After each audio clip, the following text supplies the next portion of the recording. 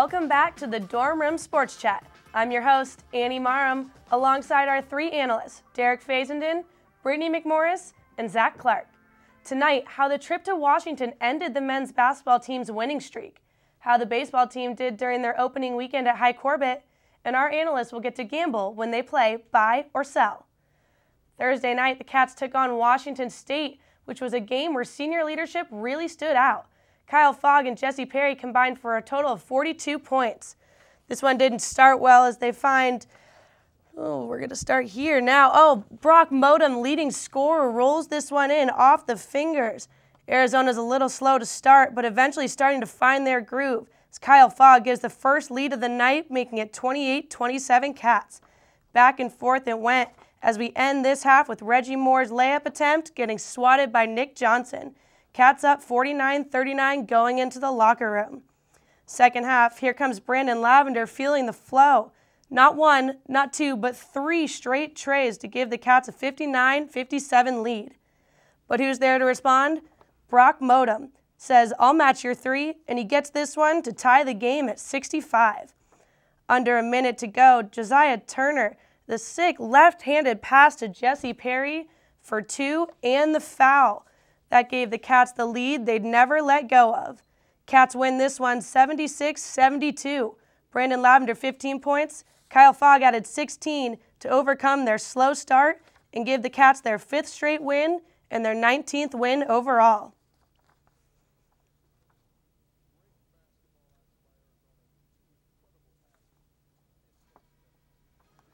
Now on to Saturday, where the Huskies played host to Arizona. Their first place up for the Pac-12 up for grabs. Washington advantage, it was their senior night, which added fuel to the sea of purple as their home crowd packed the game to watch the showdown here between the Cats and the Huskies. We're going to start this one just 5 minutes into the game. Who do we have? Nick Johnson trying to shoot here.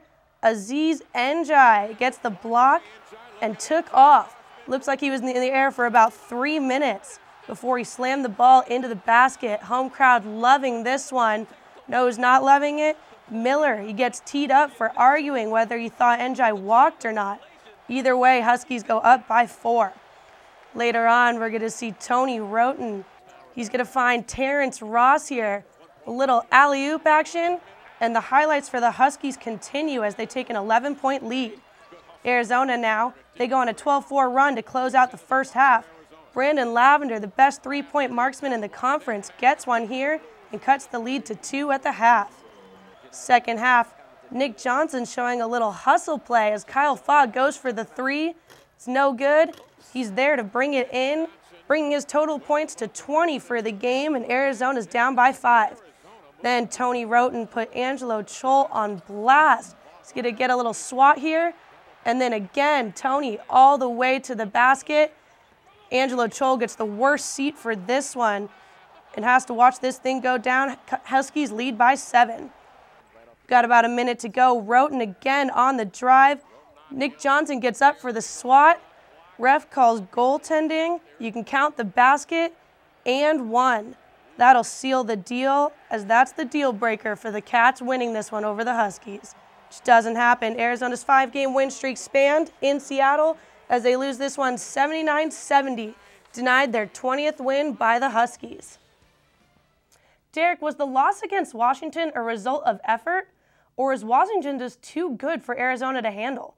With the height advantages of Aziz Njai and the NBA athleticism of Terrence Ross and Tony Roten. Well, Brittany, I think you hit it right on the head. I think the size is just too much. When your tallest guy that really gets playing time is 6'9", and then your next tallest is 6'7", and Jesse Perry, there's not much you can do to make up for size. That's just a physical attribute. I didn't see any lack of effort there. They knew that was a big game. They win that. They're right back in the Pac-12 mix, and they didn't get it. Now they're 2 games back, and now they've got to try and get a top 4 seed for the NCAA tournament. So I still think a lot of time left and a lot of time for them to recover. Yeah, size was the problem there. You saw on Thursday, Shamil used Kirill Chatko for a couple seconds, brought him right back out. That was not an option on Saturday. There is no way a guy like Kirill can go toe-to-toe with Aziz Njai. And as was also mentioned, the NBA talent of Roten and Ross, it's just too potent for the Wildcats. This is not a team that's ready to deal with such talent like that at this point in their development. Brittany, speaking of the Pac-12 tournament, what do the Cats need to do to secure a top 4 seed, giving them a first-round bye? Honestly, I think that they need to bring strength and physical ability on the court. They're small, so they need to be, pushing them with the elbows and stuff to stand their own ground. That's what I think. Can I say something really obvious? They need to win. They need to win. It's very. Thanks for stating the obvious. Thanks. It's very simple. The Arizona Wildcats have 3 winnable games to end the season. 2 at home, 1 on the road against Arizona State. If they win those 3, they'll keep themselves in the top 4.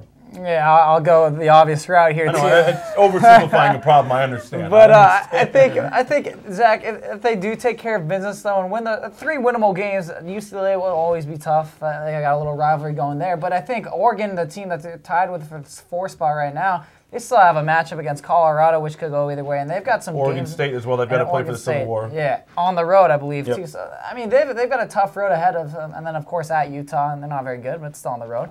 So I think if Arizona takes care of their business, I think they're going to get the help they need because the conference is just so inconsistent. All right, Zach. Jordan Mays will likely return to the Arizona Wildcats after missing almost a month after he re-injured his right foot.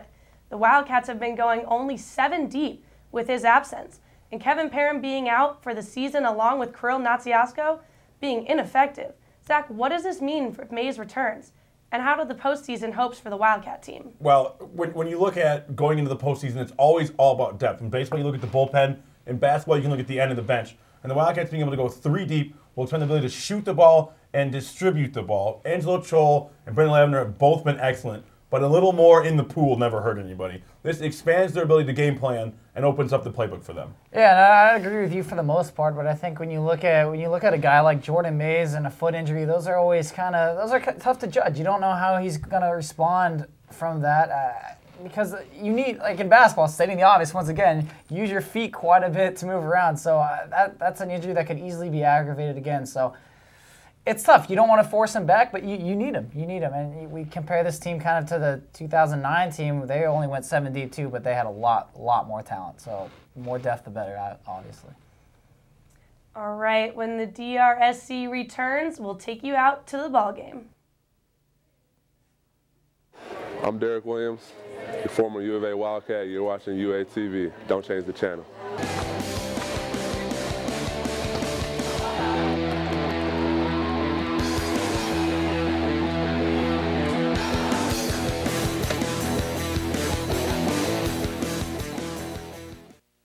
UATV 3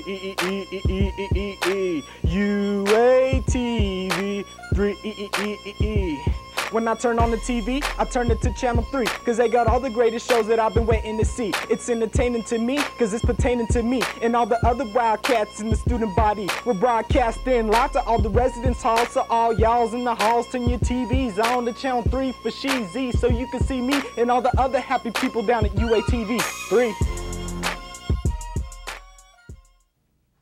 The Arizona Wildcats began their 2012 campaign against North Dakota State in front of a record crowd. Against North Dakota State this past weekend, the Wildcats won on opening night, 3-1 in front of 4,000 fans. The Bison shocked the Wildcats on Terry Francona night, defeating Arizona 8-2. The Wildcats took the series on Sunday, winning the matinee 8-0. We're going to get some questions here for our analyst. Derek, the Arizona Wildcats outscored North Dakota State 30-2 on opening weekend. A year ago, this year the margin was just 13-9, including a loss. Does the Wildcat Nation have a reason to be concerned? Not. Obviously, it's never good to lose to North Dakota State, a team that they had never lost to coming into the weekend. But no, I don't think there's reason to be concerned yet. You just have so many factors contributing to the season that you didn't have last year. The hype surrounding Hi Corbett, so many newcomers, 3 of them in the starting lineup. There's going to be a lot to get used to, and then we saw that the bullpen was still a little shaky. So 1 loss, it was a bad loss, but if you really go back and look at the game, it really came down to 1 play that led to a plethora of runs for North Dakota State there, because even that game was close to the end. So reason to be concerned? No. Disappointed? Yes. But I think this team has a long way to go, and they're going to get better. I think for the most part, just my original fears were confirmed. There's no bullpen. Again, the Wildcats gave up 6 runs in the 8th inning, all on the bullpen. So the hitting was suspect, batting just under 200 after their first 2 games. Bats came alive on Sunday. The starting pitching is not a concern, so there's not a ton to be worried about here, I don't think. Yeah. All right, well, the Arizona Wildcats were one of the hottest batting teams in the country a year ago, boasting a .320 team batting average. After Friday and Saturday, the Wildcats are batting at a modest .178 as a team. Brittany, how much blame can you place on the new stadium, High Corbett Field? I don't think there's a lot of blame you can place on High Corbett. I think that maybe their hitter's eye hasn't really set in, and they just need to adjust to the lighting and the major league feeling rather than at Sunset. So I think that there's really nothing to worry about. They'll get their groove back in and be right back again. So. And that's exactly what Coach Lopez said after the game on Sunday. This is a place where hitters are going to have to use to get hitting. This isn't a visiting stadium. This is where they play now. And so he's not going to put a lot of stake into it, but I mean, it's got to be in the back of his mind a little bit. They practice there, too, so they have plenty of reps, and they'll get used to it. Exactly. Yeah, I think they're going to be fine. And you look, let's calm down a little bit here. It's one weekend. It's one weekend, which you guys, I don't know why I said calm down, because I don't think any of us are calm down. I am panicked. But a 178 average can easily go up to 300 plus, especially when you've only played 3 games. But that was after 2. It went over 200 after their 3rd game. So yeah, then there you go. And I think you look at the starting lineup. These guys, you got 5 guys that were batting 300 last year returning on this team. So it's not like they forgot how to hit. And this isn't a home run hitting team anyway, so the walls, the dimension of High Corbett, like you guys mentioned, that's not that big of a deal. Yeah, plus both Ref Snyder and Field had 4 hit days. So they'll be okay. They'll be okay. They'll be all right. All right, well, Zach, the Wildcats are 2-1 after opening weekend. The bats were hot and cold, starting pitching was solid, and the bullpen was a disaster. What are your takeaways from opening weekend at High Corbett? I feel like our answers to the first 2 questions answered my 3rd question here. Again, my concern is the bullpen. Is a lead safe? Connor Wade had 13 strikeouts on Saturday. Bullpen comes in, gives up 6 runs in the 8th inning. That is my biggest concern. As you mentioned before, the hitting, again, it's early. You're 2 freshmen in the lineup. I'm not overly concerned with the low numbers coming off of the weekend. Again, you had 2 of your best hitters, Johnny Field and Robert F. Snyder, have great weekends. This is just a team that's going to have to get used to each other. Again, it's a relatively new team. All you do bring back a lot of veterans. So I guess what I need to see is more consistency all the way around, because it's only going to get more difficult from here, especially the weekend with Auburn coming into town. Yeah, I think something we didn't really touch upon too much in the first 2 questions. Zach, you and I were there all weekend. North Dakota State played some good baseball. Let's give them credit when credit is due. Better than we were expecting them to do. Yeah, absolutely. They have a lot of returners too, so they kind of knew what to expect, and they were pretty confident coming in, and rightfully so. They played Arizona in Tucson last year, so I think this team is going to be a lot better than we thought. But Zach, yeah, the bullpen's obviously a big issue, and Brittany, you alluded to it too. But I don't think we've seen we haven't seen all the guys pitch yet. We've yet to see Troop pitch, and I think he's gonna be a guy who's gonna surprise some people in a positive way. All right, well, Arizona Wildcats will host Utah Valley University at High Corbett this Tuesday. First pitch is at 5 p.m. Then Auburn rolls to town for 3 this weekend, including a doubleheader this Saturday. When we come back, Scarlett McMorr joins Zach for a discussion on the opening day atmosphere at High Corbett. Stay with us.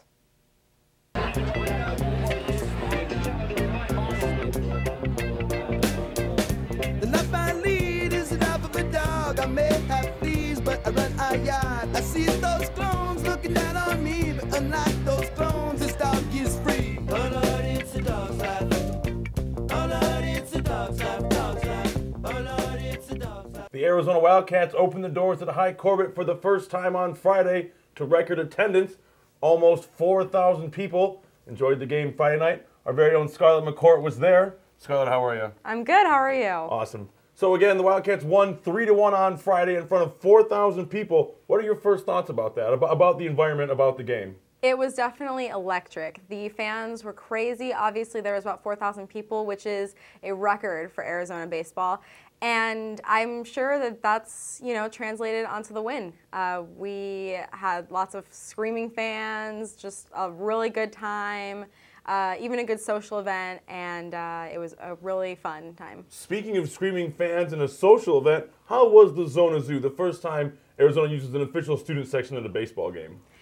Well, it was definitely... I know you had some concerns. I did. I did sit by the Zona Zoo, And it was fun. I'm glad that there were, students that came out and had a good time, but it was definitely a little bit crazy. There were, freebies thrown out everywhere, and you had the adults wanting to get free stuff, but they were only for the students. Just a lot of distracting things going on, but it was still fun. It was definitely something that a lot of people came out and had a good time, socialized with their friends, and, supported the baseball team. Was it possibly a little too crazy? I know, again, you said there was something about it that was a little too much like a party and not enough like a baseball game. Right. When you go to a baseball game, you kind of want to focus on the baseball. But of course, with the Zona Zoo, it was just a little bit of kind of hard to focus when people are having conversations, yelling at their friends, trying to get freebies. So yes, it was a little bit crazy.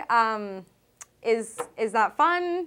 Yes, it's fun, but I wonder if part of it was because of the fact that people are more invested in winning in football and basketball. They're more focused on the game itself. I wonder if part of that rolls over to baseball, where people are a little less involved in winning and more there just to have a good time and kind of hang out. Right. With baseball, it's obviously a slower moving game. It's definitely, it lasts a while. And I think that kind of plays into the fact that people are more socializing and talking, and it's not as action-packed as basketball certainly is. It's hard to get into for some people. And a lot of people aren't, super huge baseball fans. They don't really understand the sport as well, so it's definitely kind of hard for them to get into it. So they're maybe just there to go out as opposed to go right. and see, right. Go and see a baseball they were game. selling beer, so it was kind of an excuse to go out and party a little bit, have a good time on a Friday night. Speaking of concessions, I was hearing from people all over the place that there were huge line, 30-minute waits. They ran out of hot dogs. What was it like that? What was it like down there in the concourse where they were selling, food, beer, water, pop, chips, whatever? It was crazy. I'm not going to lie. There were people everywhere. You had to kind of push through, weave through crowds, which is obviously, good. We were excited to see so many people come out for this game. That's what we wanted. But obviously this is something going forward that, the athletics department, the people that are running the show, they want to fix. They definitely want people to be able to get the food they want, enjoy themselves. Well, and they want to be able to sell as much as possible because, again, baseball is a money loser at the university, about $750,000 a year, and they're trying to reverse that trend. They'd hope this year to only lose about $250,000, and selling concessions at a high rate go a long way to help make that money. Right, and with those lines, obviously, people become frustrated. They exactly, don't want to wait. They don't care anymore, Right. and then they start losing money. So. Right, and then so now the Wildcats won 3-1 on Friday, but they lost 8-2. Something you and I talked about a little bit off of the air. Do you think that the game atmosphere was a little too crazy for the players, having never played in front of such an audience like that? Maybe a little too much pressure? Well, it was definitely, there was a pressure to win. After the game, Johnny Field said that there was a pressure to win. They had to win. When there's so many people out there, you don't want to let them down. When there's so much hype, when there's so much activity going on, you don't want to let down the 4,000 people that came out to see you. But it was, for all of these guys, it was the first time that they played in front of such a large crowd, such a rowdy crowd, such a hyped environment. So the pressure was certainly there. And I don't blame them for giving up a game on Saturday because it's a lot. It's a lot to handle. Kurt Heyer, a very emotional guy. We talked to him. He started on Friday. We talked to him, and he threw up before the game. Yep, when you did. talk about that kind of pressure against a North Dakota State team, when you look forward, what's the pressure going to be like for a Stanford, for an ASU? Right. What's this look like going forward? Well, it's definitely something they're going to have to learn from. You got to get over that playing in front of a crowd, that the crowds are going to come, especially when we're in conference play, especially when we're going against a Stanford, when these games matter. I mean, North Dakota State, obviously, it was opening weekend, it mattered, but when you play Stanford, I mean, even Auburn coming up, they're bigger deals. So they're just going to have to, learn to work with that and get over it, I guess. And, of course, you can come out and join Scarlett and I at the baseball games. The Wildcats will host Utah Valley University on Tuesday, and they'll play 3 this weekend against Auburn. When we come back, it's game time for our analysts. Stick with us.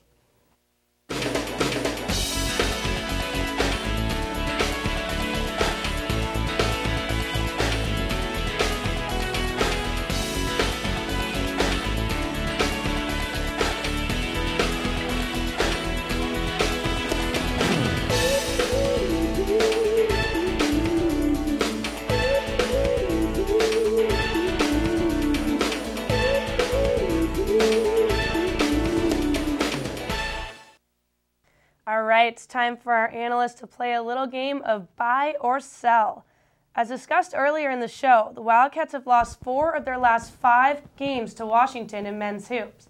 Buy or sell Arizona being able to defeat Washington in the Pac-12 tournament. Derek, you're up first. I'm gonna sell that. Absolutely. I just think not anything against them. I just think the size, like we've already talked about, is too much to handle. And as much as I want to say that Arizona can win, I don't want my answer being replayed on the show again, like how wrong it is. So I'm gonna try and actually just guess what I think is gonna happen. So I'm gonna sell that completely. Brittany, what do you think? Buy or sell, baby. I always jinx myself, but I'm going to have to go with sell. I'm sorry. UW is just far superior when it comes to athletic ability, and we just don't have it. We're short. You guys are crazy. You guys are crazy. I'm buying this. No brainer. Arizona Wildcats have lost 4 of the last 5 and already lost twice this season. Statistically, it is so difficult to beat a team 3 times in one season. I'm buying this. I hope you're right. Me too. God bless it. All right, well, the Wildcats have 19 wins with 3 games remaining, 2 at home and 2 against sub-500 clubs. Buy or sell Arizona getting an NCAA berth without winning the Pac-12 tournament. Zach, what do you think? I'm going to buy this one as well. I think the Wildcats are going to get in. 20 wins is the benchmark. I think they get all the way to 22 before the tournament. That should be plenty. Again, I know the Pac-12 is weak, but if you pick up a win or 2 in the tournament, in the conference tournament, it's hard to ignore a team with 24 or 25 wins. I think they're going to be darn close before the NCAA tournament. I'm going to go sell. I'm sorry. Man! I really don't think they're going to get in. If that, they'll get 22 wins, and I just think they'll take 1 team from the Pac-12. I'm sorry. Yeah, you know, I actually agree with a little bit of both of you. I think, but I think 20 wins is usually the benchmark. I think they'll get around 21 to 22. I think that'll be enough. I do say they'll get in, but I don't think 20 wins is as strong as it has been in the years past, especially in this conference. In a weak conference, yeah. But I do think they'll get in. I'm buying it. All right. The Arizona Wildcats men hockey team has not beaten Arizona State in over 3 years. They're already 0-6 against the Sun Devils this year. ASU comes into town for a pair of both teams close out the regular season. Buy or sell the Wildcats stealing a game from ASU? Somebody get a start. Yeah, I'm gonna sell this. They're 0-6. They're 0-6 this season. I mean, yeah, they're due for a win, but ASU is so good. I'm selling it. I'm not even gonna explain it. They're 0-6. I couldn't agree with you more, and there's nothing to even defend. Brittany is negative today. I'm sorry, Arizona. My heart's bleeding for you. Wow, a bunch of communists at this table. Hey. I'm going to buy this one as well. 0-6. They're trying to hit the reverse at some point in time. I'm buying this one. I'm buying it. I'm the only one using my brain here. It's senior weekend. I'm buying this one. I think they'll take 1. They'll split. All right, well, Zach is all out of money, and we will see buy them how all. that goes. Now let's take a look at scores from around the school. Arizona softball team defeated Southern Utah 8-0 in just 5 innings. Jessica Spigner tossed the shutout for the Cats, and Bridget Del Ponte added a grand slam. UA finished the Hillebrand Invitational 5-0, improving their season to 8-3. They'll be in Palm Springs next week for the Cathedral City Classic. James Ferris threw a complete game shutout in his first career start the men's baseball team as they defeated Dakota State 8-0 at High Corbett Field. Now it's going to be time for our analysts to have their final word. Each of them will get 30 seconds. Derek, let's start with you. All right, so I'm going to stick with Arizona baseball here. I think, yeah, they did lose a game, but I think overall a huge weekend for the program. Here's a little stat I'll throw out there. Over 8,000 fans came out this weekend. That's 25%, 1/4 of all of last season's home attendance. So that's pretty impressive to get that in one series. And, you know, James Ferris, way to go, man. If you're the Sunday guy, and let's put it this way, if Kurt Hire was the worst starting pitcher on the weekend, you'll be happy with that. So I think the team's going to be fine. Great weekend for the program. Wow, right down to that 1 second. I know. I nailed it this time. I nailed it. All right, Brittany, your 30 seconds starts now. All right, I'm going to change the topic away from Arizona athletics. Sorry about it. Come on! Haterade. No hate against my teams, but I'm going to change it to the women's. So Danica Patrick, an IndyCar driver, is actually racing in the Daytona 500 this weekend, proving that she can drive a stock car, which I think is pretty cool. She's not just pretty face. She can drive both cars, Indy and stock. Can't go wrong. I didn't really let women drive. That's nice. I was going to hit you. That was just said out loud, everyone. All right, and Zach, you might only have 5 seconds here. I don't know if we can program it that quickly. I'm going to take my 30 seconds and run that way so Brittany doesn't hit me. Now I'm a little afraid. I'm going to take the baseball route as well. First, shout out to the crowd. Microphones went out on Friday night during the national anthem, and I thought to myself in the booth, oh my God, disaster. But the crowd picked it up and finished the national anthem for that poor girl. I can't imagine what that would... And she was singing pretty well, too. She was doing a good job, and then the mics cut out. But the crowd did a great job. Also, as Derek mentioned, big shout out to the crowd. 8,000 people is astounding. I can remember plenty of games that have gone under 100. So to have over 1,000 people every night for opening weekend against North Dakota State, it's a plus. So it was a big weekend for Arizona baseball. Plenty more to come. All right, that's going to wrap up tonight's show of the Dorm Room Sports Chat. For Zach, Derek, and Brittany, I'm Annie Mara. We'll see you next week.